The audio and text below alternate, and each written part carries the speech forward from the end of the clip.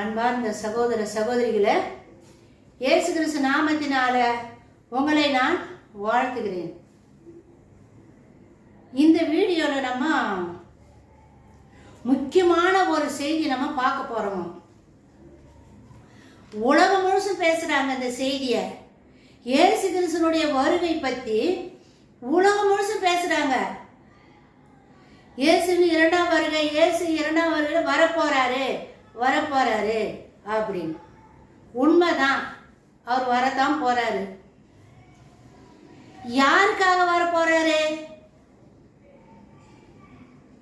அவர் இரண்டாவது முறை வராருன்னா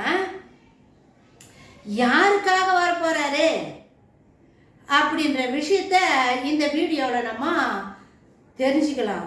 தயவு செய்து இந்த செய்தி நீங்க கேட்டீங்கன்னாக்கா மற்றவங்களுக்கு தயவு செய்து இந்த விஷயத்தை சொல்லுங்க, யாருக்காக வரப்போறாரு அப்படின்னு. சோ இயேசு கிறிஸ்துவின் இரண்டாம் வருகை கிறிஸ்துவங்களுக்கு கிடையாது. கிறிஸ்துவங்களுக்காக இயேசு சாமி வர போறதில்ல. அப்ப யாருக்குங்க வராரு அப்படின்னா இஸ்ராயல் மக்களுக்காகத்தான் இயேசு சாமி இரண்டாம் முறை இந்த பூமிக்கு வர போறாரு. முதல் வருகை வந்தாரு, ஃபர்ஸ்ட் டைம் முதல் முறை வந்தாரு. மனிதனாக மனித உரு எடுத்து மனிதனாக இந்த பூமிக்கு வந்தாரு.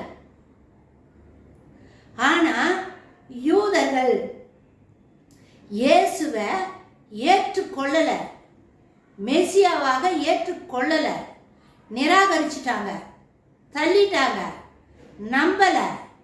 இவர் மெசியா கிடையாது, ஆப்டால் குடிசையில வாழற ஒரு ஆளு, தச்சனுக்கு பிறந்தவன் தானே இவனெல்லாம் போய் எப்படி மெசியாவா கடவுள் ஆக முடியும் அப்படின்னு யூதர்கள் நம்பல. சோ இயேசு சாமி வந்தாரு முதல் முறை.